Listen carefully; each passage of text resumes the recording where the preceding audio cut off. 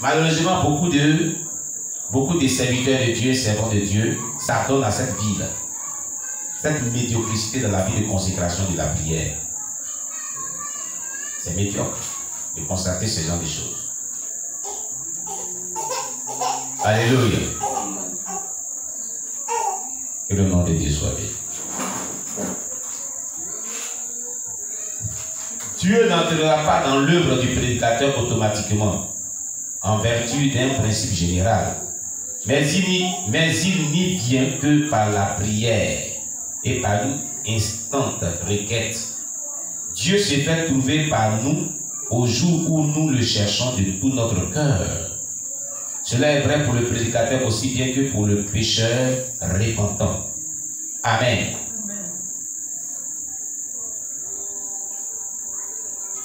Alléluia. Il est important que nous le sachions.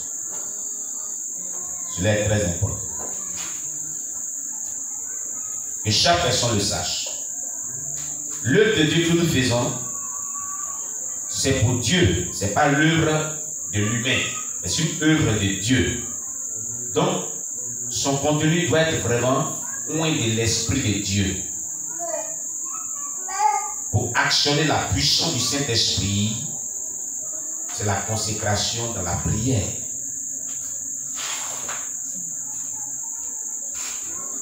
La consécration dans les vies de consécration de prière véritable.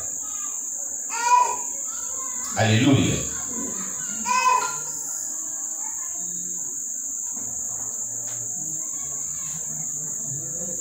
Que le nom de Dieu soit béni.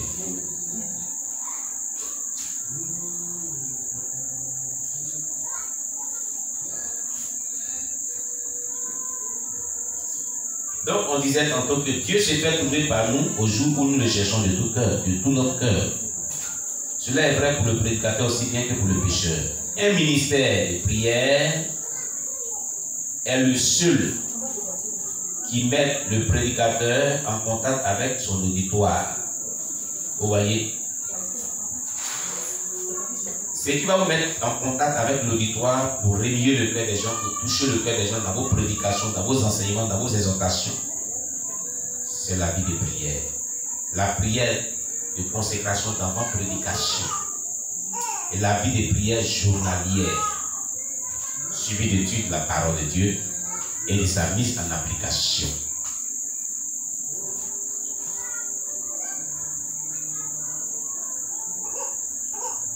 Alléluia.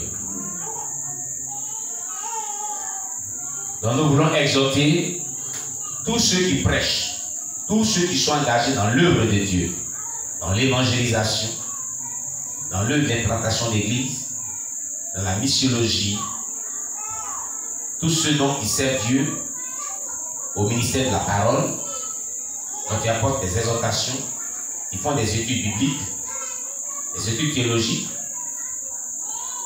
qui donnent des prédications à la chair, qui dirigent celui de prière ou même celui de la vocation à l'église, donc qui apportent des messages. Nous voulons vous exhorter à une vie de prière, de consécration véritable. Amen, amen. Afin que vous puissiez apporter des messages puissamment loin de Dieu.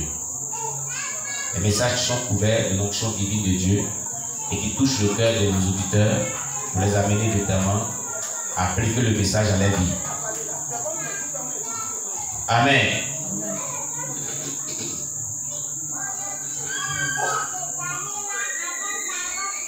La prière nous unit aussi essentiellement à ce qui est humain qu'à ce qui est divin.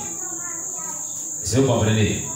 En tant que prédicateur, la prière nous unit essentiellement à ce qui est spirituel et humain.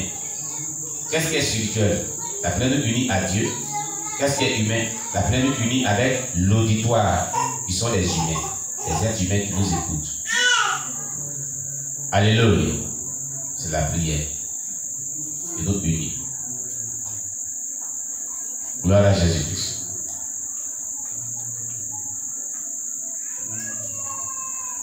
C'est le seul ministère qui soit qualifié pour sa grande œuvre et sa responsabilité de la prédication.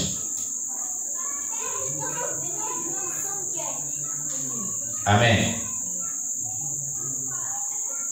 Aucun institut pastoral, aucune dénomination chrétienne, aucun homme de Dieu, aucune structure chrétienne quelconque ne peut créer l'onction de Dieu. L'onction s'acquiert dans la prière. L'efficacité dans l'esprit du ministère s'acquiert dans la prière.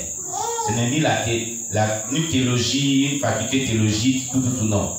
C'est vrai que toutes ces choses sont importantes, mais je veux dire par là que tu aies fait des instituts pastoraux, que tu aies fait la théologie ou pas, que tu sois à la maison, que tu étudies la Bible ou pas, ce qui peut amener la parole de Dieu que tu enseignes ou qui prêche à être efficace pour produire des résultats probants attendus par le ciel, c'est ta vie de consécration dans la prière.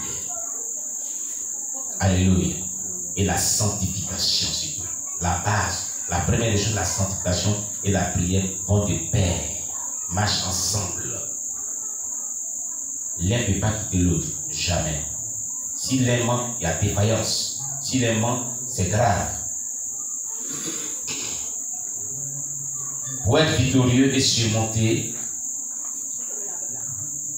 les obstacles dans vos marches avec Dieu, dans vos ministères, c'est la vie de prière et la sainteté, sans laquelle nous ne verrons Dieu. Alléluia. Ceci est très important à retenir. Gloire à Jésus-Christ. C'est le seul ministère qui soit qualifié pour sa grande œuvre et la responsabilité de la prédication. Alléluia.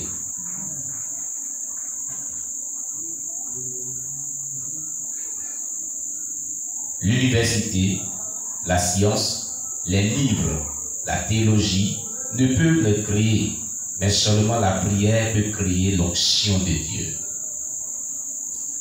Certes, l'université, la science, toutes ces choses, la théologie et autres sont importantes dans la société dans laquelle nous vivons.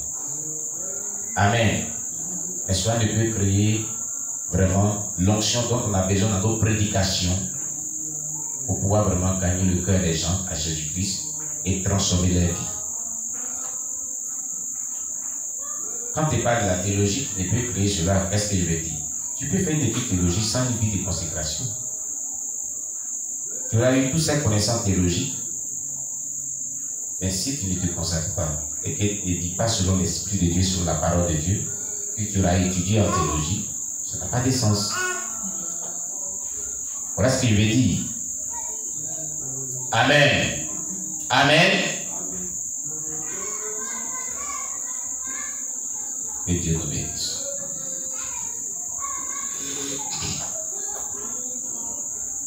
La mission des apôtres fut l'être morte jusqu'à la Pentecôte, laquelle fut amenée par la prière. Qu'est-ce que Marc-André Bones est en train de dire? Il dit que quand les apôtres ont été engagés par Jésus-Christ en mission, avant la Pentecôte, la mission était d'être morte, c'est-à-dire que c'était la mort spirituelle, ce n'était pas vraiment le grand réveil, jusqu'à ce qu'ils ont commencé à prier, attendre patiemment dans la prière ce que le Père avait promis. Ils étaient en prière jusqu'à ce que l'onction descende. Donc la prière a envoyé la puissance de Dieu dans leur vie. Leur persévérance dans la prière a créé l'onction dans leur vie, sur leur vie. Il s'est manifesté par le baptême dans le Saint-Esprit le jour de la Pentecôte. C'est parce qu'ils étaient unis et ils priaient chaque jour à la chambre haute. C'est écrit dans la Bible. Vous ne savez pas? On va lire. Prenez vos Bibles. Actes des Apôtres, chapitre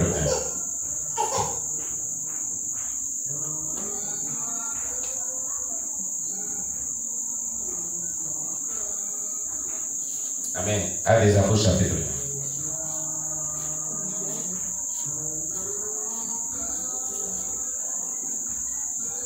1. À partir du verset 12 jusqu'au verset 14. Qu'est-ce qui est dit ici? Il est dit, alors il retournait à Jérusalem, de la montagne appelée des Oliviers, qui est près de Jérusalem, à la distance d'un chemin de Sarah.